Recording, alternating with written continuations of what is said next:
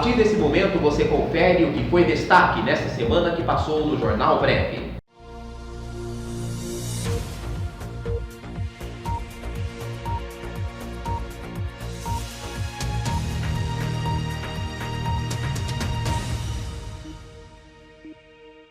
Após prisões, 300 do Brasil solta rojões em frente à PF.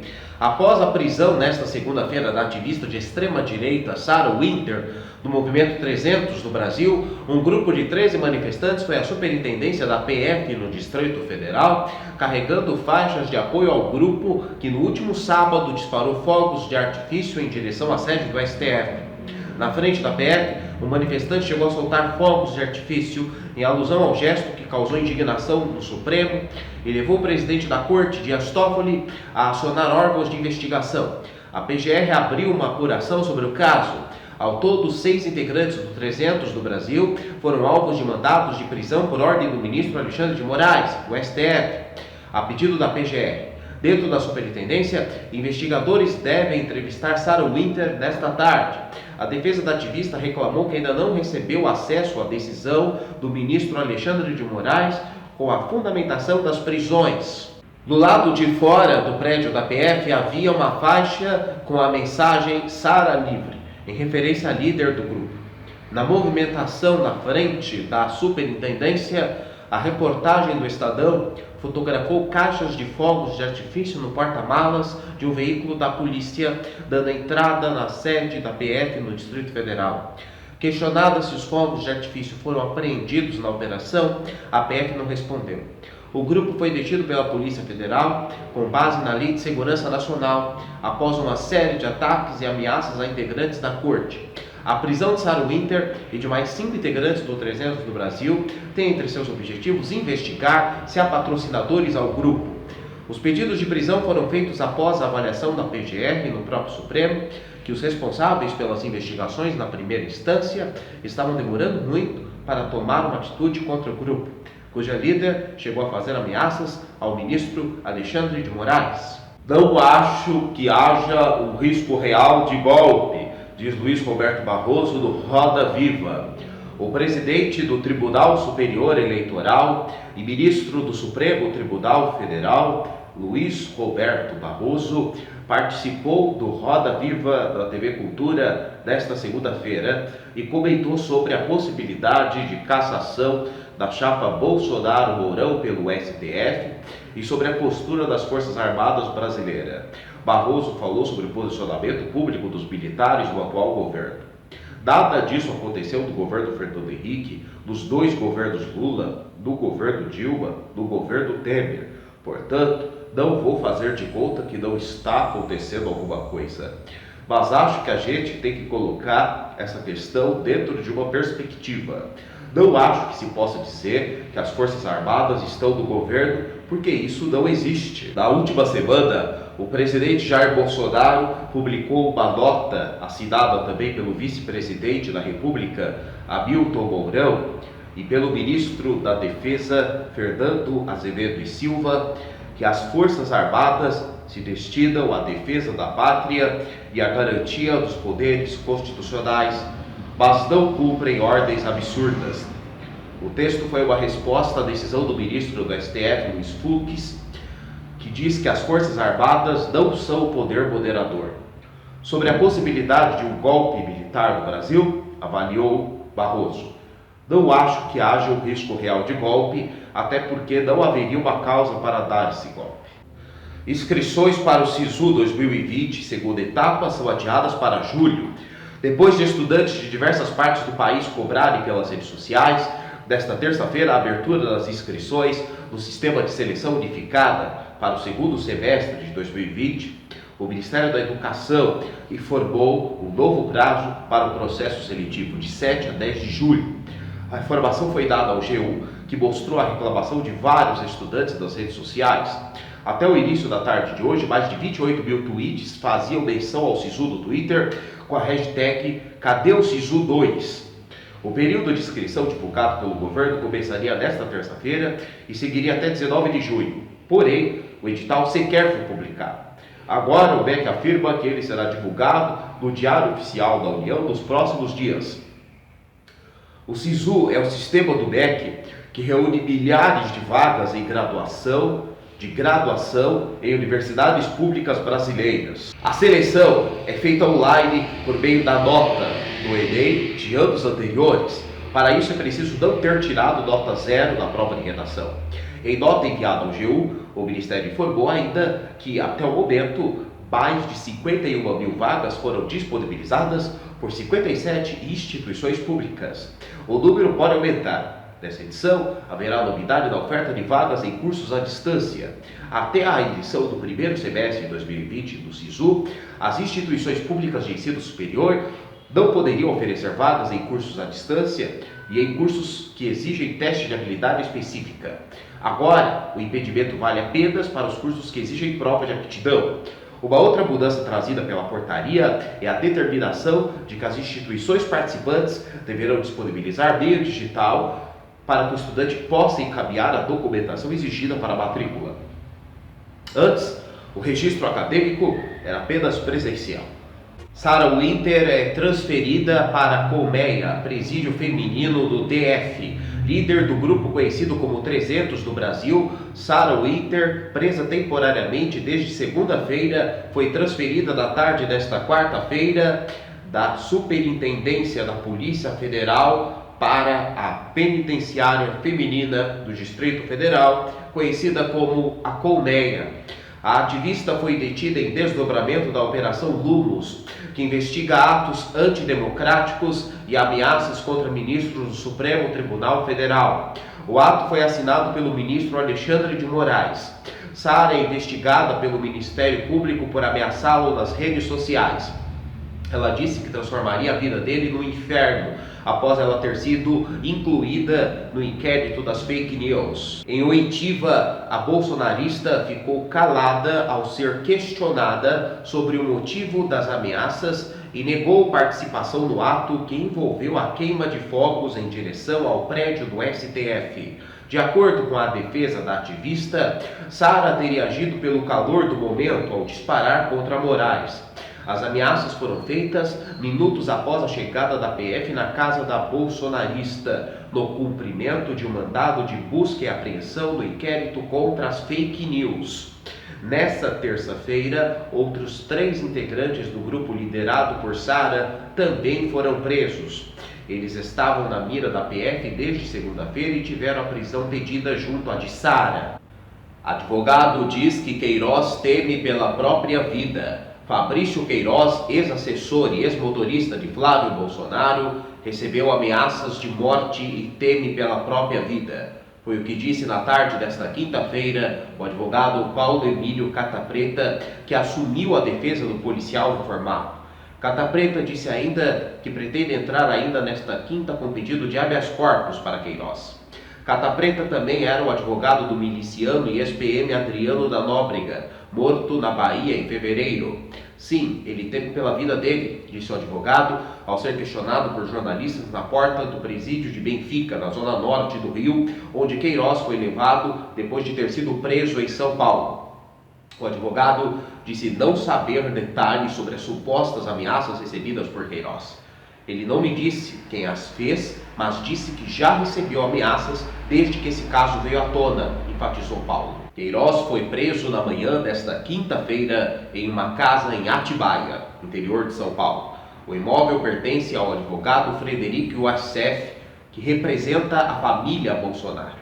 Segundo o advogado Paulo Emílio, Queiroz ainda não esclareceu por que estava escondido naquela casa. O defensor afirmou que teve apenas 20 minutos de conversa com Queiroz dentro do presídio de Benfica e por isso não pode esclarecer todos os fatos relacionados à prisão dele. O que é mais urgente agora é a libertação dele e a eventual revogação da prisão preventiva. Paulo Emílio Catapreta assumiu a defesa de Queiroz agora.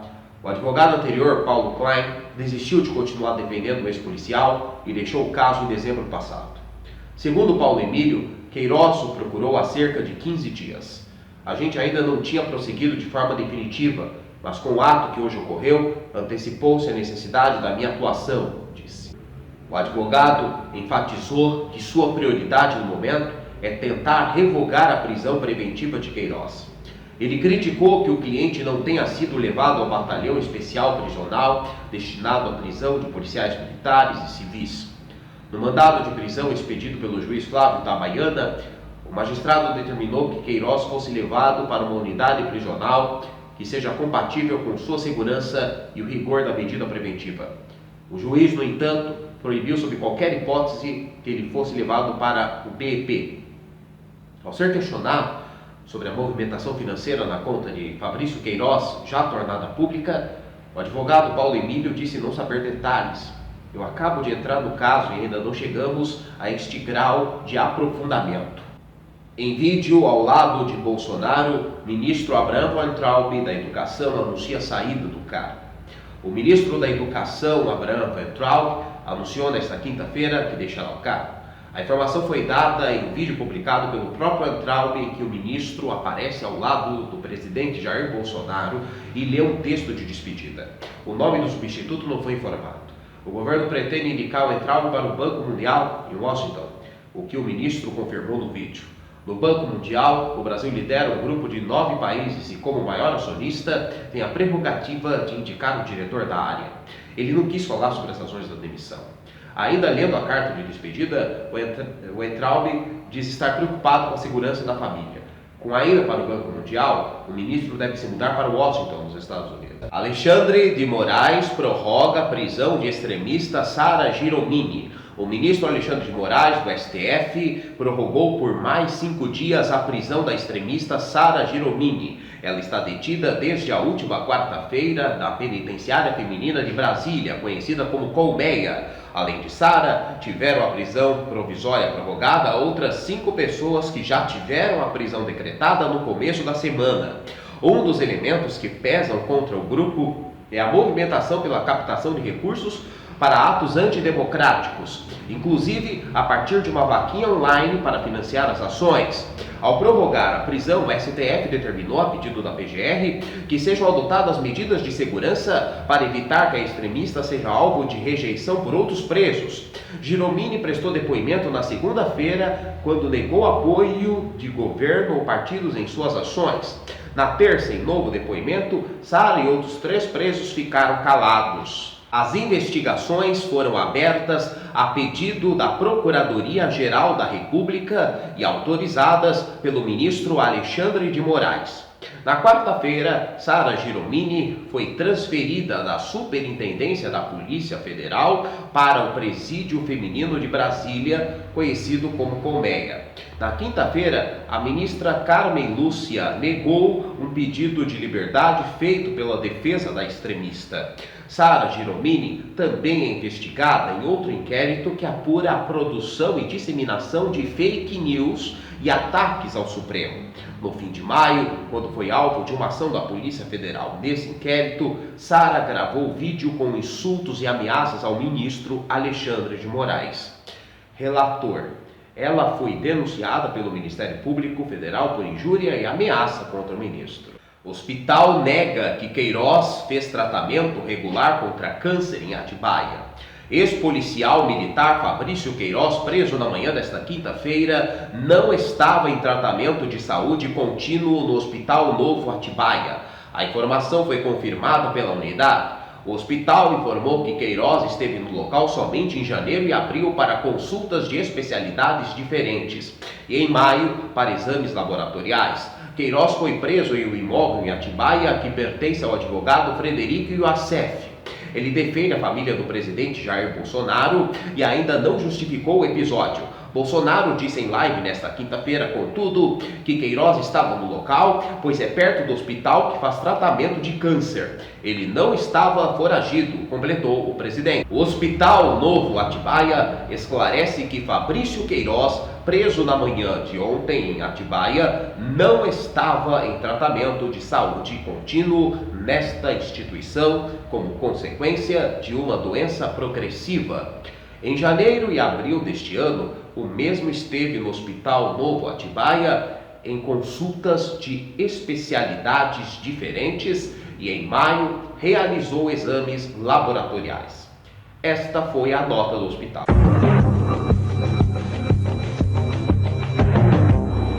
Estados Unidos revogam o uso emergencial da cloroquina para a Covid-19.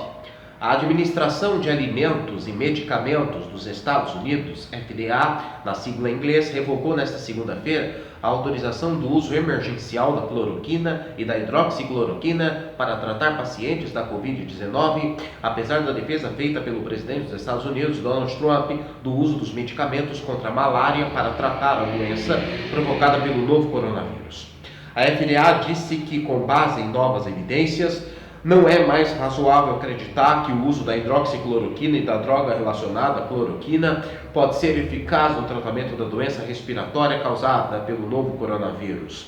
A decisão foi tomada depois que vários estudos sobre os medicamentos sugeriram que eles não eram eficazes, incluindo um estudo amplamente divulgado no início deste mês, que mostrou que as substâncias não conseguiram impedir a infecção em pessoas que foram expostas ao vírus. A decisão foi tomada depois que vários estudos sobre os medicamentos sugeriram que eles não eram eficazes, incluindo um estudo amplamente divulgado no início deste mês, que mostrou que as substâncias não conseguiram impedir a infecção em pessoas que foram expostas ao vírus. Mais tarde, ele disse que tomou os medicamentos preventivamente depois que 2 pessoas que trabalhavam na Casa Branca foram diagnosticadas com Covid-19. Assim como Trump, o presidente Jair Bolsonaro também é um defensor do uso da cloroquina para tratar a Covid-19. Por determinação do presidente, o Ministério da Saúde passou a recomendar o uso do medicamento para tratar pacientes com a doença desde o início dos sintomas. Covid-19. Estudo aponta remédio que reduz mortalidade de pacientes graves.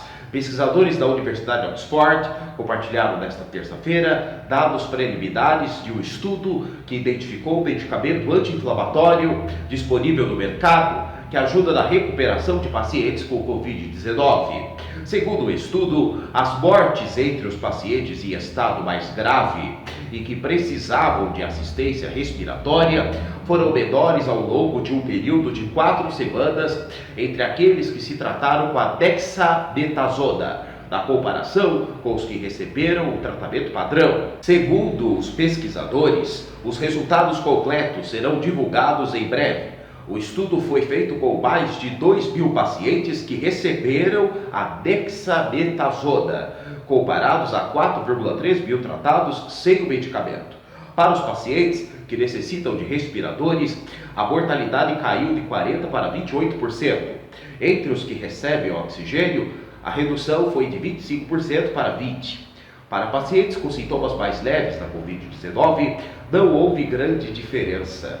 OMS suspende testes com hidroxicloroquina em definitivo. A entidade anunciou a decisão nesta quarta-feira após a revisão da base de dados coletados em pacientes voluntários ao redor do mundo que receberam o medicamento ao serem tratados em hospitais que fazem parte da rede de pesquisa da OMS. Em entrevista coletiva, Ana Maria Não, diretora do Plano de Ação em Pesquisa e Desenvolvimento da OMS, destacou que a revisão de dados das principais pesquisas promovidas e também publicadas sobre o uso do medicamento comprovou que o uso da hidroxicloroquina não reduz a mortalidade dos pacientes com Covid-19.